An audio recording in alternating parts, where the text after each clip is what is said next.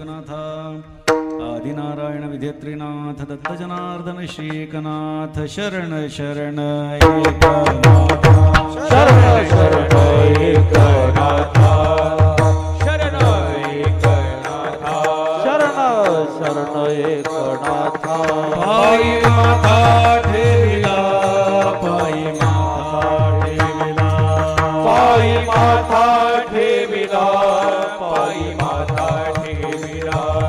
पायी माथा ठेविला पायी माथा ठेविला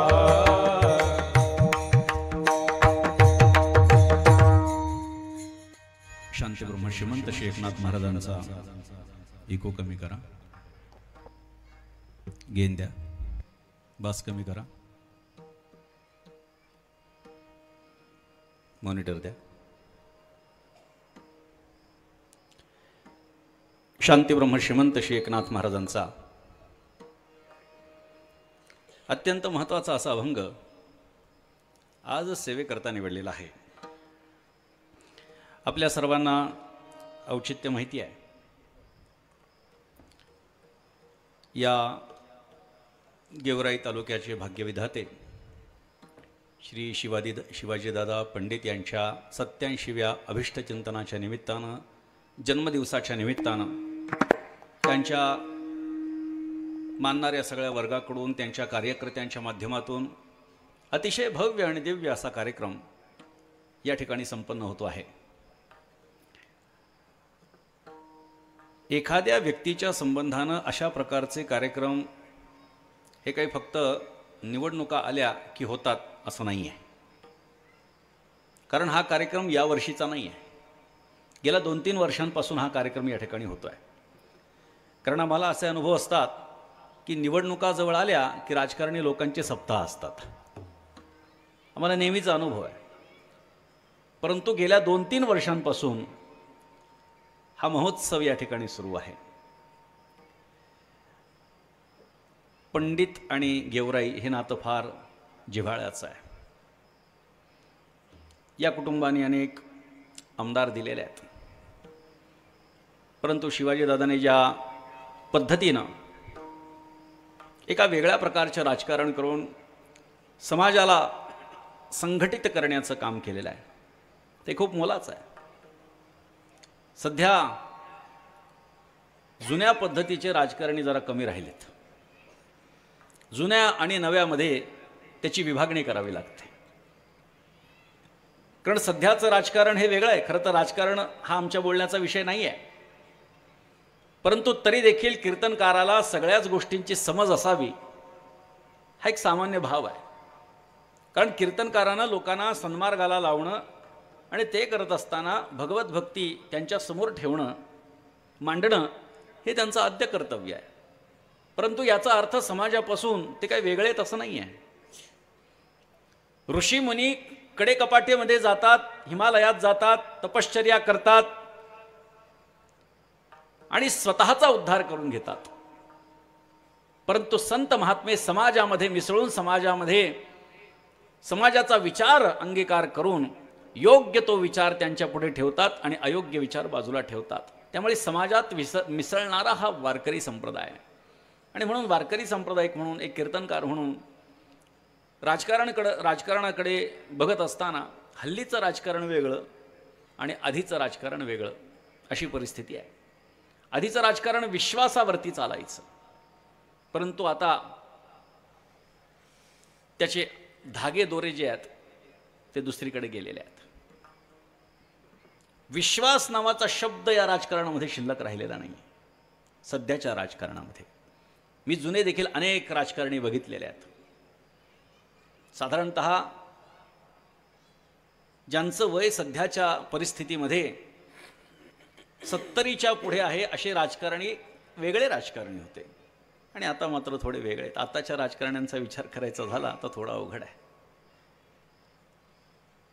जाऊ द्या, राजकारणावर नको बोलायला, आपण आपल्या अभंगाकडे वळूयात.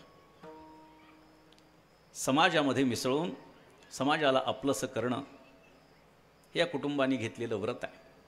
असी धारा व्रत असं म्हणायला हरकत नाही. आणि त्यामुळे मी पाहतोय मोठ्या संख्येनं आपण या ठिकाणी उपस्थित झालेला आहात. खरं तर आम्हाला जाता येता गेवराई लागतेच.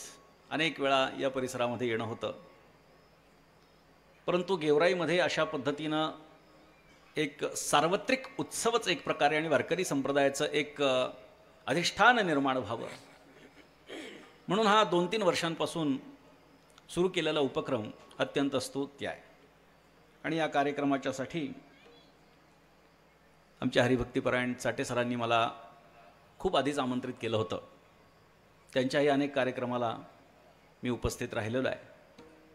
त्यामुळे एक चिकाटीनं वारकरी संप्रदायाची सेवा करण्याची एक धाटणी त्यांच्याकडे आहे आणि म्हणून हा सगळा कार्यक्रम अनेकांच्या उपस्थितीमध्ये सहकार्यानं होतो आहे. या कार्यक्रमाच्यासाठी माझे मित्र हरिभक्तीपरायण हनुमान महाराज या ठिकाणी आलेले आहेत. ठाकूरबुवांच्या घराण्यातली एक चांगली परंपरा त्यांची आहे. त्याच पद्धतीनं या मंडपामध्ये देखील अनेक महात्मे, संतवृंद, महापुरुष, अनेक परंपरांची मंडळी, वारकरी सांप्रदायिक राजकीय मंडळी, सामाजिक क्षेत्रातली मंडळी या ठिकाणी उपस्थित आहेत. आमचे हरिभक्तीपरायण आतकर गुरुजी आहे, अजून महाराज आहेत, त्यांनी आपल्यासमोर जी चाल म्हटली, आणि हे 2 तर इंद्रच आहेत आणि सर्व मंडळी आपल्या उपस्थितीमध्ये यथामती यथावकाश आपल्याला या अभंगाचं चिंतन करायचं आहे. समाजामध्ये 2 प्रकारची माणसं आहेत. ज्यांना काहीच नाही, ज्यांच्याकडे काहीच नाही म्हणून दुःख व्यक्त करणारे, हा एक प्रकार आहे. ज्याच्याकडे काहीच नाही म्हणून तो दुःख व्यक्त करतो, असा एक वर्ग आहे. आणि दुसरा वर्ग असा आहे की ज्याच्याकडे काही असलं तरी दुसऱ्याकडे स्वतःपेक्षा जास्त आहे म्हणून दुःखी होणारा दुसरा वर्ग आहे. समाजाचं चिंतन करा. माझ्याकडे जे आहे त्याच्यामध्ये मी समाधानी नाही, दुसऱ्याकडे काहीतरी आहे जे आहे जे की माझ्याकडे नाही म्हणून मी दुःखी आहे. समाजामध्ये असे 2 प्रकारची माणसं. ठीक आहे, एखाद्या माणसाकडे काही नसेल तर त्यानं दुःख व्यक्त करणं हे चांगली गोष्ट आहे, ठीक आहे, योग्य आहे. परंतु स्वतःकडे काहीतरी असताना दुसऱ्याकडे आपल्याही पेक्षा काहीतरी श्रेष्ठ आहे जे की आपल्याकडे नाही हे समजून दुःख व्यक्त करणारी माणसं ही समाजामध्ये आपल्याला पाहायला सापडतात. ती माणसं कधी समाधानी नसतात. समाजामध्ये सुखाच्या दृष्टीनं जर चिंतन केलं तर असा एक वर्ग आहे की ज्याच्याकडे सुबत्ता आहे, अनेक गोष्टी आहेत, पण एखाद्या गोष्टीचा अभाव असला तरी त्या सगळ्या गोष्टींना ते शून्य करून टाकतात. याच्यासाठी दशरथ राजाचं उदाहरण पहा. दशरथ राजाला 3 राण्या होत्या, अत्यंत चांगल्या, मंत्रीगण ऐकण्यातले, अयोध्येसारख्या अत्यंत पावन राज्याचा तो राजा होता. संपत्तीला कशाची कमी नाही. समाजामध्ये त्याचा मोठा मान होता, त्याला मानणारा वर्ग होता. प्रजासुद्धा अतिशय चांगली, कर्तव्यदक्ष अशा पद्धतीचा तो राजा. एवढं सगळं असताना दुःख व्यक्त करायची काही गरज आहे का? काही गरज नाही. सगळ्या गोष्टी आहेत पण एखादी गोष्ट नसेल, दुःख व्यक्त करण्याची काही गरज नाही. परंतु तोच दशरथ राजा म्हणतो, पुत्रहीनस्य मे राज्यम सर्वं दुःखाय कल्पते. वसिष्ठ ऋषींना सांगताना दशरथ राजा सांगतोय, हे ऋषीवर, सगळं माझ्याकडे चांगलं आहे, पण एवढं सगळं चांगलं असून एक गोष्ट माझ्याकडे नाही जिच्यामुळे मी दुःखी आहे की मला पुत्र संतती नाही. पुत्रहीनस्य मे राज्यम सर्वं दुःखाय कल्पते. हे सगळं राज्य मला दुःखाचं वाटू लागलेलं आहे. त्यामुळे समाजामध्ये पैसा प्राप्त झाला म्हणजे माणूस सुखी झाला असं समजण्याचं काही कारण नाही. कारण पैसा ज्यांच्याकडे आहे, मुबलक प्रमाणामध्ये पैसा ज्यांच्याकडे आहे, जळता जळणार नाही एवढा पैसा ज्यांच्याकडे आहे, ती माणसं शांत झोपू शकत नाहीत. मी अशी काही मंडळी बघितली आहेत, ते सांगतात, महाराज रात्री गोळ्या घेतल्या तरी झोप लागत नाही. मरणाचा पैसा आहे, जळता जळणार नाही एवढा पैसा आहे, परंतु त्या पैसा सांभाळण्याचे कष्ट सुद्धा आहेत. तो आपल्या हातून जाणार नाही याची काळजी आहे. म्हणून मोठी मोठी माणसं अमुक एक संपत्ती कमवली म्हणून मी सुखी आहे असं कधीही समजत नाहीत स्वतःला. त्यांचा सुद्धा रोख जो असतो तो परमार्थाकडे पाहायला मिळतो. बघा तुम्ही मोठमोठ्या तीर्थक्षेत्रामध्ये दानधर्म करणारी जी मंडळी आहेत मोठी, सोन्याचा मुकुट देतात, सोन्याचा हार देतात, अमुक देतात, तमुक देतात. कशासाठी देतात? की मनाला शांती मिळावी, की मी भगवंताच्या चरणी काहीतरी अर्पण केलंय, त्याची काहीतरी कृपा माझ्यावरती व्हावी. संपत्ती आहे, संतती आहे, सगळ्या गोष्टी आहेत, पण समाधान नाही आहे. हे समाधान आपल्याला प्राप्त होत नाही. त्याचं कारण असं आहे की ज्या गोष्टी प्राप्त आहेत त्याचं चिंतनच आपण करत नाही, आणि ज्या अप्राप्त आहेत त्याची काळजी करत बसतो. धन आहे, संपत्ती आहे, परंतु त्याचा विनियोग जर का चांगला झाला नाही तरी काही उपयोग नाही. तुकोबारायांचं प्रसिद्ध प्रमाण आहे, जोडून या धन उत्तम व्यवहारे, उदास विचारे वेच करी.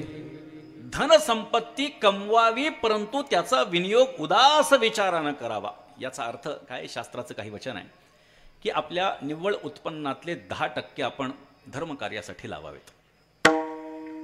व्यावसायिक जे असतात, उलाढाल भरपूर होत असेल, परंतु निव्वळ जे उत्पन्न आहे त्या उत्पन्नातले 10% आपण धर्मकार्यासाठी लावली पाहिजेत, हे शास्त्र आपल्याला सांगतं. परंतु आमच्या हातातून पैसा सुटत नाही. किती पैसा आपण कमवला म्हणजे आपल्या हातातून पैसा कमवेल? मी आपल्याला अनुभव सांगतो अनेकांचे, ज्यांच्याकडे भरपूर पैसा आहे त्यांच्याकडे दानत नाही, आणि ज्यांच्याकडे दानत नाही त्यांच्याकडे पैसा आहे.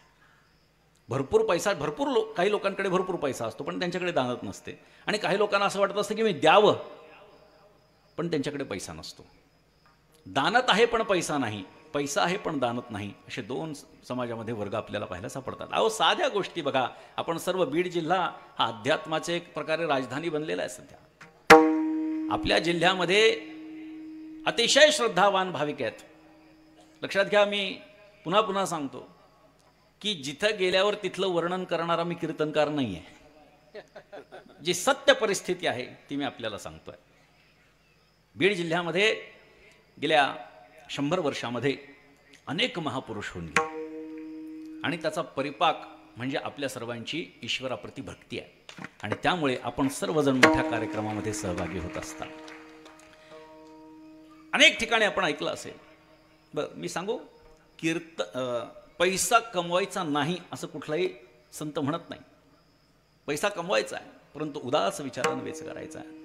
सप्ताहामध्ये श्रीमंत जेवढी वर्गणी देणार नाही तेवढी वर्गणी साधा माणूस देऊन जातो. अनुभव आहे, अनेकांचे अनुभव आहेत. बरं, जे आपण दान करतो त्या दानाच्या संबंधानं काही चिंतन आलेलं आहे की पैसा जो आपण दान करतो, उदाहरणार्थ एखाद्या चांगल्या कार्याच्यासाठी एखादी व्यक्ती आपल्याकडे काहीतरी देणगी मागण्यासाठी आली, तर असं सांगण्यात आलंय की तुरुद्दान महापुण्य असं एक वचन आहे. आपल्याला असं वाटलं की अमुक एक रक्कम आपण अमुक एक व्यक्तीला द्यावी, अमुक एक देवस्थानाला द्यावी, तर ती देऊन मोकळी व्हावी. चारदा जर का त्यांना चक्रा मारायला लावल्या तर दिलं तरी पुण्य प्राप्त होत नाही. एखाद्याला आपण दिलेला शब्द हा लगेच पाळला तर त्याचं पुण्य आपल्याला प्राप्त होतं. उद्या या, उद्या बोलवलं तर नाही, आज शक्य नाही, परवा या, जमणार नाही. यानं आपल्याला पुण्याची प्राप्ती होणार नाही. पैसा तर पैसा जाईल पण पुण्याची प्राप्ती होणार नाही. जेव्हा वाटेल तेव्हा ते देऊन मोकळं व्हायचं असतं.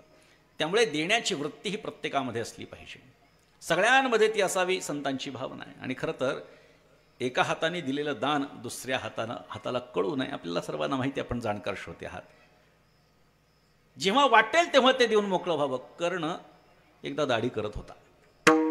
आता कर्ण म्हणल्यानंतर साक्षात सूर्याचा पुत्र आहे, स्वतःचं तेज झाकण्यासारखं नव्हतं.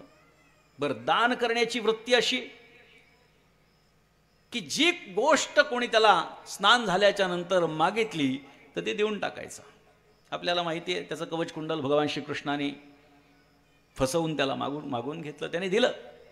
दाढी करत बसला होता. दाढी करत असताना तो कोणीतरी त्याला दान मागण्यासाठी आलं. दान मागण्यासाठी आल्यानंतर डाव्या हाताला सोन्याची वाटी होती. आता श्रीमंती त्या काळात, सोन्याची वाटी त्याने उचलली आणि त्या माणसाला देऊन टाकली. हे घेऊन जा म्हटली. ती व्यक्ती, आजूबाजूची व्यक्ती म्हणू लागली की म्हटले, अरे कर्णा, साधी गोष्ट तुला कळत नाही. अरे दान हे उजव्या हाताने द्यायचं असतं, तू तर डाव्या हाताने देऊन टाकलं. कर्णाने सांगितलं डाव्या हातातून ती उचलून वाटी उजव्या हातात घेऊपर्यंत जर का माझं मन फिरलं आणि मला जर द्यावी नाही वाटली तर मी ती देऊ शकणार नाही, हा विचारही मनात येण्याच्या आत मी ती देऊन मोकळा झालो. म्हणजे देण्याची ही वृत्ती ही आपल्यामध्ये असणं गरजेचं आहे. बरं, लक्षात घ्या, किती द्यावं प्रत्येकाची आपली आपली मर्यादा आहे. आपण देवाला देतो, भगवंताला पैसा अपेक्षित आहे असं समजू नका आपण. पत्रम पुष्पम फलम तोयम यो मे भक्त्या प्रयच्छति तदहम भक्तिपरतमश्नामी प्रयतात्मनः. पान असेल, फूल असेल, फळ असेल, काही जरी नसेल, पाणी असेल आणि ते आपण भगवंताला जर अर्पण केलं तर ते भगवंत मोठ्या श्रद्धेनं प्राशन करतो. बरं, काही जण म्हणतील अहो आमच्याकडे पाणी पण नाही, काय करायचं? भगवंतानं पुढच्या श्लोकामध्ये श्रीमद भगवद्गीतेमध्ये सांगितलं आहे, यत करोषि यदश्नासी यज्जुहोषि ददासि यत तपस्यसि कौन्तेय तत्कुरुष्व मदर्पणम. यत करोषि, जेही काही करशील मला अर्पण कर. यदश्नासी, जे काही खाशील मला अर्पण कर. यज्जुहोषि, ज्याचंही कशाचं हवन करशील मला अर्पण कर. ददासि यत, जे काही देशील ते मला अर्पण कर. यत तपस्यसि कौन्तेय, हे कुंती पुत्रा अर्जुना, ज्याचंही कशाचं तू तप करशील ते मला अर्पण करून टाक. तत्पुष्पमदर्पणम. म्हणजे काय? आपण देवाला दिलं पाहिजे. पण काही मंडळी काय करतात, देवाकडून अपेक्षा ठेवतात. देवाकडून अपेक्षा ठेवतात, मंदिरात जातात आणि देवा अहो जाऊ द्या, एखादा चांगला कार्यक्रम आपल्याला करायचा असेल तर आपण संकल्प वगैरे काहीतरी करतो. ब्राह्मण लोक आपल्या हातामध्ये पाणी घ्यायला सांगतात, म्हणा मम सकल कुटुंबाणाम क्षेमस्थित आयुरारोग्य ऐश्वर्य अभिवृद्ध्यर्थम मनेप्सित कामना सिद्ध्यर्थम. मालगाडीसारखा तो संकल्प लांबलेला असतो. माझं कुटुंबाचं कल्याण व्हावं, अमुक व्हावं, तमुक व्हावं, तमुक व्हावं. आणि देवासमोर दक्षिणा ठेवताना 11 रुपये ठेवायची. ही वृत्ती माणसाची आहे, लक्षात घ्या. आपण भगवंत जर आपल्याला देतो तर आपण त्याला किती दिलं पाहिजे? जाऊ द्या, एक एक अवयवाचा विचार करा. किती मौल्यवान सगळे अवयव आहे. भगवंतानं आपल्याला एवढा देह दिलेला आहे. आपण कृतज्ञता व्यक्त करण्याच्यासाठी म्हणून आपण त्याला काही द्यायला हरकत नाही. माणसं मंदिरात जातात आणि तिथून पुजाऱ्याकडून प्रसाद अपेक्षित ठेवतात. बरं, देवाच्या समोर जर आपण काही ठेवलं नाही आणि तिथून जर का पुजाऱ्यानं आपल्याला काहीतरी दिलं तर तो देवाचा प्रसाद कदापि होऊ शकत नाही. देवाचा प्रसाद तेव्हाच आपल्याला प्राप्त होतो, आधी काहीतरी दिलं पाहिजे. कारण भगवंताचा स्वभाव आहे, घेसी तेव्हा देसी ऐसा अससी उदार. आधी तो घेतो मग अनंत पटीनं देतो. अनेक उदाहरणं आपल्याला माहिती आहेत. द्रौपदीकडून एक भाजीचं पान घेतलं आणि काय केलं, हजारो ऋषींना तृप्त करणे एवढं भोजन दिलं. पांडव वनवासामध्ये होते. दुर्योधनाकडे त्या ठिकाणी ऋषीवर काही आले आणि त्यांनी त्यांची सेवा केली. सेवा केल्याच्या नंतर दुर्योधनाने सांगितलं, म्हणले महाराज आमच्या बंधूंनाही आपल्याकडून सेवा घडावी अशी माझी इच्छा आहे. कुठे आहेत ते? वनवासामध्ये. दुर्योधनाची भूमिका ही होती की माझ्याकडे श्रीमंती आहे, पैसा आहे, राज्य आहे, मी यांची चांगल्या पद्धतीनं बडदास्त ठेवू शकतो. परंतु जेव्हा हे वनवासामध्ये जातील, वनवासामध्ये यांच्याकडे स्वतःच्याच खायचं पंचायत आहे, हे काय देणार आहेत? परंतु ही भूमिका ऋषीवरांच्या लक्षात आली नाही. ते गेले. गेल्याच्या नंतर सांगितलं, आम्ही 1000 ऋषी आहेत आणि आपल्याकडे जेवायचं आहे. आता हे पांडव जेवण वगैरे करून भांडे वगैरे धुवून निवांत बसले होते, आराम करत होते. आता प्रश्न पडला, द्रौपदीला प्रश्न पडला की घरामध्ये तर स्वतःच्याच खाण्यासाठी काही नाही आणि यांना कसं द्यायचं? भगवंताचा धावा केला, भगवान श्रीकृष्णाचा धावा केला. भगवान नुकतेच घास तोंडात घेणार एवढ्यात द्रौपदीचा धावा ऐकला आणि घास तसाच ठेवून दिला आणि तिथे प्रगट झाले. द्रौपदीला विचारलं, द्रौपदी मला बोलवलंस? हो म्हणले. कशासाठी बोलवलंस?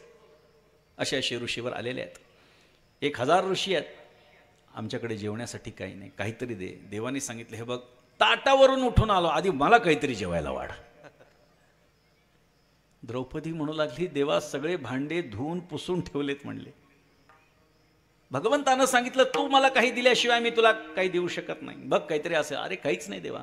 भगवंतांनी भांडे उचकली आणि एका भांड्यामध्ये तळाला एक भाजीचं पान शिल्लक राहिलेलं होतं. भगवंतानं ते पान घेतलं, खाल्लं आणि भगवंताचं पोट भरलं. काय देवा घरे न मिळेचे अन्ना, काय देवा घरे न मिळेचे अन्ना,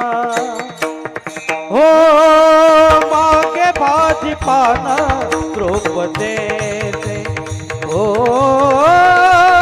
मागे माझे पान द्रौपदेचे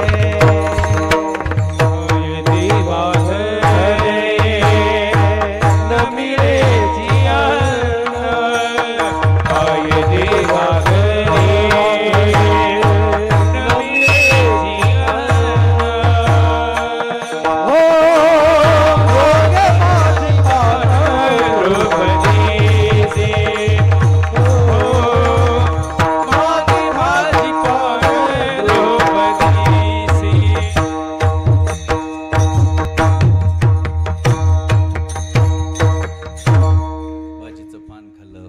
विश्वंभर दुर्वासाधिक हजारो ऋषींना स्नान करायला गेलेल्या ऋषींना असं वाटलं अरे आपलं तर पोट भरलंय, आपण तर पांडवांना सांगितलं आम्ही जेवायला येतोय आणि आपल्याला तर एक घास सुद्धा खायला जाणार नाही तोंडामध्ये.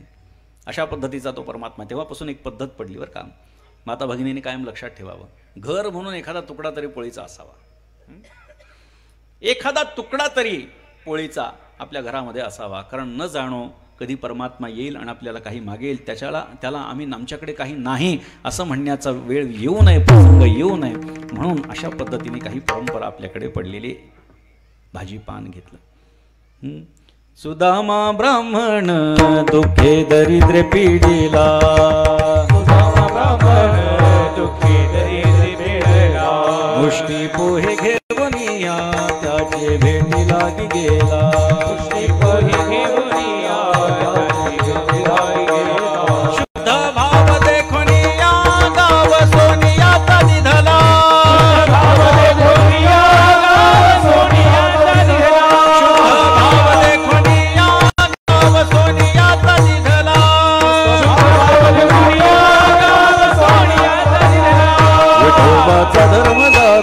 त्याचे चरणी लक्ष लागो, विठोबाचा धर्म जागो त्याचे चरणी लक्ष लागो. विठोबाचा धर्म जागो त्याचे चरणी लक्ष लागो, विठोबाचा धर्म जागो त्याचे चरणी लक्ष लागो. अनेक उदाहरणं देता येतील. सुदामा ब्राह्मण दुःखे दरिद्रे पिढीला, मुष्टी पोहे घेऊनिया त्याचे भेटी लागी गेला. शुद्ध भाव देखुनिया गाव सोन्याचा तिथला. शुद्ध भाव त्याचा बघून सोन्याचं गाव प्रदान करून टाकलं. म्हणजे परमात्मा आधी घेतो मग अनंतपटीनं देतो. आपण मंदिरामध्ये जातो, मंदिरामध्ये पुजाऱ्याकडून प्राप्त झालेल्या गोष्टीला आपण प्रसाद तोपर्यंत म्हणू शकत नाही जोपर्यंत आपल्याकडे आपण देवाला काही अर्पण करत नाहीत आणि मग त्याचा मोबदला म्हणून प्रसाद मिळतो. बरं अजून सांगू, तिथून प्राप्त झालेला प्रसाद आपण देवासमोर काहीतरी ठेवलं, तिथल्या पुजाऱ्याने आपल्याला काहीतरी दिलं तरी ते सगळं आपण खायचं असं नसतं. आधी 4 लोकांना वाटायचं आणि उरलेलं नाथ महाराज सांगतात मग प्रसाद आहे. म्हणून भगवंताला आपण द्यायचं आहे, काही घ्यायचं नाही. पण काही माणसं असतात देवाच्या ठिकाणाहून अपेक्षा करतात. एक माणूस होता पांडुरंगाच्या दर्शनाला गेला, मंदिरामध्ये त्याच्या सुदैवानं कोणी नव्हतं. आतमध्ये जात असताना लांबून त्याला असं दिसलं की पांडुरंगाच्या समोर कोणीतरी एक पेढा ठेवला आहे खव्याचा. काय मनामध्ये भावना झाली, म्हणले हा पेढा आपण घेऊ. आता लोकांचं कसं असतं की एखादी गोष्ट जर पाहिजेच असेल तर त्याला काहीही कारण देऊ शकतात. नाही नाही देवाचा प्रसाद आहे म्हणून घेतला. एखादी गोष्ट जर आपली नसेल तर समोरच्याच्या परवानगीशिवाय घेतली तर ती चोरी आहे. पण आपल्याच मनाला आपण काय सांगितलं, नाही नाही देवाचा प्रसाद आहे घ्यायला काय हरकत आहे, असं जमत नाही. त्याच्या मनात विचार आला, हा खव्याचा पेढा घेऊन निघाला. आतमध्ये मागून कोणीतरी आलेली दिसले, त्याने मागे वळून बघितलं आणि नेमकी त्याच्या गावातलीच माणसं. अरे म्हणलं आता काय करावं, याच्या समोर जर आपण हा पेढा घेतला तर उगाच काहीतरी गावामध्ये चर्चा करत बसतील. म्हणले काय करायचं, पेढा तर घ्यायचा आहे, कळाला तर नाही पाहिजे. त्या माणसाने देवाच्या पायावर डोकंच असं ठेवलं की तोंडात पेढा येईल. अशी माणसं आपल्याला बर वळून बघितलं ते म्हणलं अरे तुम्ही बोलणार कसं, कारण तोंडामध्ये पेढा, बाहेर आल्यावर म्हणलं हो काय बोललं नाही. नाही आपलं गाभाऱ्यात मौन असतं म्हणले आपलं. अशा पद्धतीची माणसं देवाकडून काहीतरी अपेक्षा ठेवतात. कंजूस माणसांची कमतरता जगामध्ये नाही. नाथ महाराजांनी एकनाथी भागवतामध्ये एका कदरीयूचं वर्णन केलेलं आहे. कद्रू ब्राह्मण, भरपूर पैसा, कशाची कमतरता नाही. बायकोनं सांगितलं अहो साडी घ्या, त्यांनी सांगावं कपाट भरलेलं आहे. आता त्याचं काही चूक नाही बरं का. आपले पण अनुभव हेच आहेत. कपाट भरलेलं असतं, पण काय असतं उत्तर? साडी नाही. मुलांनी काहीतरी खाऊ मागावा, अरे गोड खाऊ नये, दात किडत असतात. काहीतरी खेळायला मागितलं, अरे ते काय, त्याच्यापेक्षा हे घे. इतका कंजूष नाथ महाराजांनी तर परिसीमा गाठली. त्याच्या कंजूशीला वर्णन करताना नाथ महाराजांनी परिसीमा गाठली आहे. नाथ महाराजांनी सांगितलं हा एवढा कंजूस होता की त्याच्या घरी मुंग्या सुद्धा नव्हत्या म्हणले. म्हणजे त्याचा अर्थ नाथ महाराजांनी असा सांगितला की एक कणभर साखर सुद्धा मुंग्यांना त्या ठिकाणी मिळत नव्हती, म्हणून मुंग्यांनी सुद्धा त्याचं घर त्यागलं होतं. इतका कदरू. बर, माणसाकडे जी संपत्ती आहे ना, ती योग्य पद्धतीने त्याचा विनियोग नाही केला तर नाथ महाराजांनी अर्थाची 15 अनर्थ भागवतामध्ये सांगितलेली आहेत. अगदी वानगी दाखल 2-4 सांगायची झाली तर आपल्याकडचा पैसा आणि त्याचा विनियोग जर आपण चांगल्या पद्धतीने केला नाही, पहिली गोष्ट चोरी होते, दुसरी गोष्ट नातेवाईक ते लुटून नेतात, तिसरी गोष्ट आपत्ती येते, विपत्ती येते, पैसा निघून जातो. अशा 15 कारणं नाथ महाराजांनी अर्थाचे अनर्थ सांगितलेत भागवतामध्ये. आपण मुळामध्ये बघा, त्याच्यावेळी तशीच परिस्थिती आली, त्याच्यावरती काय परिणाम झाला आणि त्याची सगळी संपत्ती गेली. संपत्ती गेल्यानंतर आता मात्र तो भिक्षुवृत्तीनं वागू लागला, विचार करू लागला. पैसा असताना कधी कोणाला पैसा दिला नाही. नातेवाईकाने त्यांना पैसा मागावा, मदत करा थोडी, देतो पुढच्या महिन्यामध्ये. त्यांनी सांगावर काय सांगावं, पैसाच नाही. माणसांची वृत्ती आहे. काही माणसं अशी असतात की त्यांच्याकडे भरपूर असतं, पण सांगताना काय म्हणतात, काय सांगावं, यावेळी पैसाच नाही. पण एक गोष्ट लक्षात ठेवा, वास्तुदेवता कायम तथास्तु म्हणत असते. तुम्ही जर म्हणाल घरामध्ये बसून, तुम्ही सांगाल अहो काय सांगावं, आत्ताच पैसा नाही, आत्ताच थोडं नुकसान झालं, तथास्तु, नुकसान होणार. आपण जे बोलतो ती वास्तुदेवता लक्ष देऊन ऐकत असते. आपण वास्तूचं पूजन जेव्हा करतो तेव्हा आपण तिथे एक वास्तुपुरुष ठेवत असतो. तो वास्तुपुरुष म्हणजे वास्तुदेवता आहे. मग तुम्ही म्हणाल आमचं तर घर आधीच आहे, आम्ही तर बांधलेलं नाही, ते आधीच. अहो पण आधी कधीतरी जेव्हा बांधलंय तेव्हा तर पूजा केली असेल, वास्तुपुरुष पुरवला असेल, पुरला असेल त्या ठिकाणी. पण तो तथास्तु आपल्याला म्हणत असतो. म्हणून घरामध्ये राहत असताना कधी पण वाईट गोष्टी बोलायच्या नाही, चांगल्या गोष्टी बोला, चांगल्या पद्धतीनं बोला. पण माणसांची सवय असते अशाच पद्धतीचा. त्याचा संपत्ती गेल्याच्या नंतर आता तो खंत करू लागला. त्याच्यामध्ये भागवतामध्ये भिक्षुगीत नावाचं गीत आहे. आता आपण मला वाटतं श्रीमद भागवताची कथा ऐकतोय. हां, श्रीमद भागवत हरिभक्तीपरायण हरिहर महाराज दिवेगावकर यांच्या मुखातून आपण श्रवण करत आहात. अत्यंत सात्विक वृत्तीचे एक वक्ते आपल्या सर्वांना लाभलेले आहेत. त्या भागवतामध्ये भिक्षुगीत सांगितलंय. त्याची परिस्थिती काय झाली, जो माणूस योग्य वेळी लोकांची मदत करत नाही ना, काळ उलट